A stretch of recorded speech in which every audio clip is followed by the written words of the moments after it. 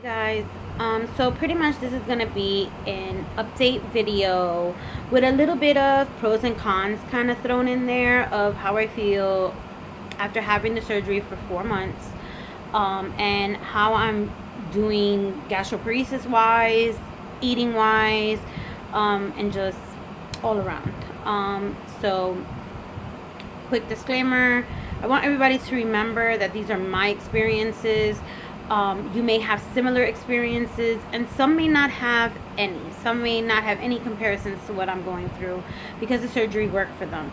The surgery has worked for people. I've seen people post about it. Some people it's done horribly. So this is my experience on what I've been going through with it, and things that you need to be aware of when thinking about getting this surgery, and how it's going to affect your GP, and it may not affect your GP. Okay, so just remember, if you like this video, please subscribe to the channel, hit the thumbs up, and let me know how I'm doing in the comments. Or if you have any questions, just comment below and I will try my best to answer them, or answer them in another video. Okay, so here goes. I had my surgery about 4 months ago, May 1st, and so far it's been like a roller coaster ride. It's been a hell of a journey these last couple months. You know, my surgeon and I thought that this surgery was going to help me, that the surgery was going to relieve my gastroparesis symptoms, and then I was going to be able to eat, and I was just going to feel a hell of a lot better, and that's not what's happened. Pretty much I'm still not able to eat solids, even at the recommended amount that they're telling me. Okay, so let me just explain it to you real quick what the gastric bypass pretty much is. So what they did was they took my regular sized stomach and she cut it and she made it into a 5-ounce pouch. Now most people with gastric bypass, what happens is they get a 3-ounce pouch. My pouch is a little bit bigger because she wanted to make sure that I can fill it with food because I'm not getting the nutrition that I needed. So mine is a 5-ounce pouch, and then she took the intestine and did the change. She connected it to the pouch, and that's how pretty much everything kind of runs now. I cannot eat solids still, and I'm 4 months out. I'm still pretty much, my main source of getting any liquids is a liquid diet. Solids, horrible. I'm still doing horribly with them. I still try to eat. I still force myself to eat because I don't want to end up in the hospital. But as of right now, this conversation, I will more than likely be heading that way because I haven't been eating. My weight is starting to go down. I'm currently at 179.4. And I'm pretty much kind of losing a pound a day since yesterday, and it's crazy. The times that I force myself to eat, I gain a pound because the food is just sitting there, and then I don't poop for days. Like, I can literally go a week without pooping, and that's both the gastroparesis and the gastric bypass. And it just hasn't helped me in any relief of my symptoms. They actually had to turn my gastric stimulator off because it wasn't working.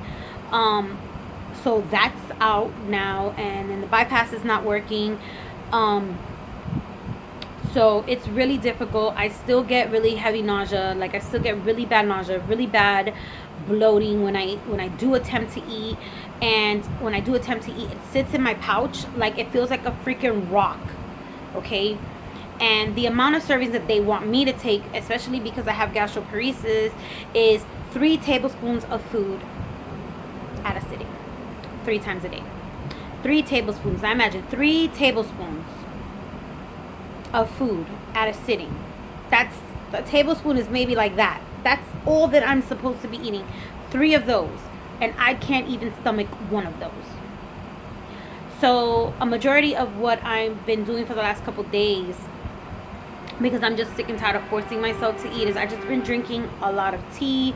I've been taking in a lot of ices, and I'm doing just chewing on a lot of ice so that I don't get dehydrated. That's actually sitting okay, so I've been doing that.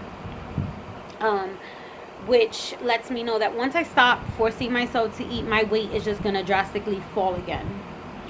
That scares the living crap out of me. You know, I wish that they would have had a little bit more knowledge to let me know what I was gonna go through, because I'm barely able to take in 1 to 2 tablespoons of food a day. That's barely. And that's worse than before I had the surgery. Because before I had the surgery, I was at least able to eat a little bit. And yes, I would throw up, but at least I was able to throw up. Okay? Now, and I was able to absorb a little bit of the food. Now I'm not absorbing any of the food, really. And when I throw up, because I can't drink and eat at the same time, everything comes up as sludge. Like, literally, like, I can feel it moving through my esophagus and out of my mouth. Okay? And then half the times I can't throw up everything that I try to eat. So it's like all the I would say, like, the white foamy stuff that comes afterwards. It's just like, what the hell? You know what I'm saying? What the hell? The only thing that I can honestly say the surgery has done is lose weight. Like, that's the biggest thing. I went from a 2X before surgery, 210 pounds. No, I'm sorry, 211 pounds. I was the day of surgery, 211. And now I'm 179.4. I'm a large and closed. So that's like the only thing that it's really done. I'm miserable as hell. It's my fibromyalgia is much worse now that I've lost the weight. Like, I feel like I've lost the cushion around my body. My body pain is severely worse. I have my heating pad right here on at all times behind me. I have one on my stomach most of the day. It's just like, wow, you know.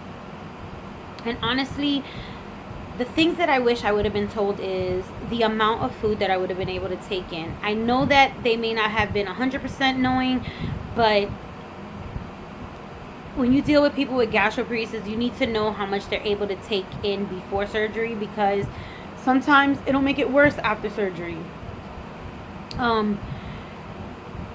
It's so frustrating, because I had this surgery thinking that it would make me better, you know, that it would help my symptoms and I wouldn't be so frustrated, you know, and it hasn't done that. The only thing that I can say that it has helped me with is that I'm able to intake liquids. Not a lot, but I'm able to take something in, which I wasn't able to do before. But the route that I'm going, I honestly know that I'm going to stop tolerating liquids very soon, which means that when I go to my next appointment with my surgeon for the gastric bypass, I'm going to have to tell her to put me on a GJ, which was the plan before. We had that plan in place. The last appointment I went, and I told her no, because I was trying to fight to not have to go back on another feeding tube. Like, I need you and everybody who watches this to understand the severity of my situation, and this situation that I'm going through, a lot of other people with gastroparesis are going through, like real people fighting this. Okay, my situation is I have no options. Okay, the last 3 options that I have are, 1, the feeding tube that I've already done that didn't work the first time I did it. Removal of my stomach completely, which I'm not doing. I'm not putting myself through another major surgery like that. For my GP, I think I've done everything that I need to do to take for my GP. It's not working. I think I just want to be left alone surgery wise. Okay, so removal of my stomach, total gastrectomy. Okay, total removal, and a PICC line or a port with TPN. My doctor's refusing to do that. Not because she doesn't want to, not because she doesn't think that I need it, but because the not side effects, the consequences of getting TPN are they can be very bad. Like, people get sepsis, people get a lot of infections. People can't tolerate the TPN. TPN starts affecting your liver. These are things that, you know, do happen when people go on TPN. And honestly, these are my last 3 resorts.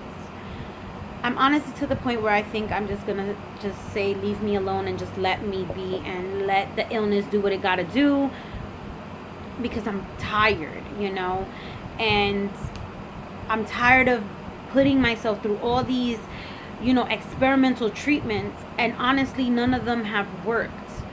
I would prefer the feeding tube again, just because I know what to deal with that. I know how bad it can get, you know, but I can still get my fluids in. I can still get my eating in. It's just really, really bad. And I'm up in the air about what I'm going to do. My appointment isn't until November. As long as, cross our fingers, I don't end up in the hospital before then. You know, I just came out the hospital in June. Like, I'm really trying to go a long time without having to be admitted again, because it's just freaking horrible, you know.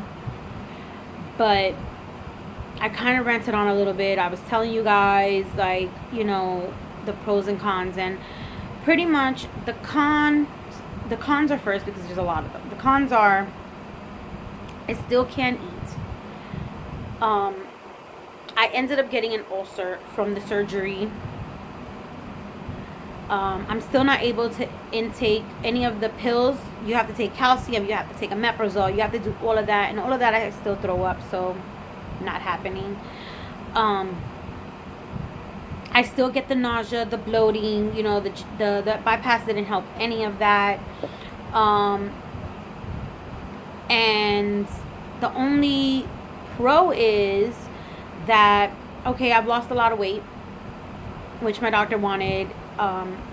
It helped my diabetes a little bit. Like, my numbers are in the normal range. Sometimes they drop really low. And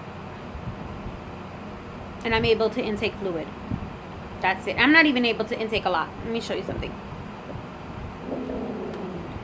This is my cup. Okay? I can only intake half of this cup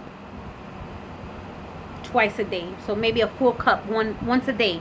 That's all I'm able to really, like, take, and I sip very slowly throughout the day. Okay? My home attendant, she makes me tea. She makes me tea, you know, she makes me juice, like things that I can tolerate. So if you're thinking about having this surgery, you really need to do your research. You really need to ask people who've had the surgery so you can get a better outlook on it. You need to make sure that your doctors are 100%, that they understand your gastroparesis and the gastric bypass. How can it affect? Because when you do that surgery, gastroparesis has a diet, gastric bypass has a diet. You have to merge those two things. And the list of foods that you think you can eat, you might not be able to. Okay? So from being a half and half list, right? You would think it would make a whole list. No. You have to make a half and half, right? Half that again, half that again. So you're only technically getting like a list, like a small list of food that you can eat. Like I said, not everybody goes through this. These are unfortunately this is what's happening to me. And it's not a happy update. It's not, I wouldn't say happy. It's not a great update, but I'm still breathing. I'm still here. I'm still fighting. Part of me just doesn't want to anymore. She's just so tired of everything. And another con that I would say that has nothing to do with the gastroparesis, I have a ton of loose skin from losing the weight so quickly. Like, I'm not going to show you everything, but as you could tell, this is just part of it. Look, this is just part of it. It's just like so gross. Like, I have it pinned underneath, but this is it, see? And this, see, like it's gotten so much worse. Like, look, this is all like skin that needs to be cut off, like stuff that needs to be cut off. And as I continue to lose weight, that's gonna get like a lot worse. I was thinking about making a video like showing the loose skin on my body, but I don't know if anybody wants to see that. So if you do want to see it, and you do want to see what it's done, and you know, the gastroparesis and the gastric bypass have done to my body, just comment below and I will, if I get enough people asking, I guess, or saying that they do want to see it, or you know, they do want to know more about it, I will definitely make a video for that. So this is pretty much my update. It's not an amazing update, but it's an honest and true update. I do want to make a quick point before I end, because I've gone on long enough. Any of my videos that I make, they're honest, they're real, they're raw. That is who I am as a person. That is how I carry myself. I just feel that in order to get true advocacy out there, you need to be 100% real with people and let them know exactly what you go through. I've had a person comment on my thing saying that, oh, I shouldn't tell people that in order to be a true advocate, they need to be mean or, you know, look angry or sad or depressed. That's not what I'm saying. What I'm saying is that if you're going to say that you're doing good and you're really great about saying that, then you need to say that you're doing bad also. You know, you can't just let the world think that you're great all the time, because that's not reality, and you're not great all the time. You can't say that you're sick and that you're fighting an incurable disease if you're not telling people what you truly go through, you know. So like I said, I'm thankful for all of you guys for watching my videos. I'm very grateful for, you know, the support that I get from you guys, the comments that I get. I try to answer them as best as I can. You know, please share this video as much as you can. Let people know that they're not alone, because you're not. I'm here fighting this fight with you, and it's a difficult one. So I hope everybody has a great day.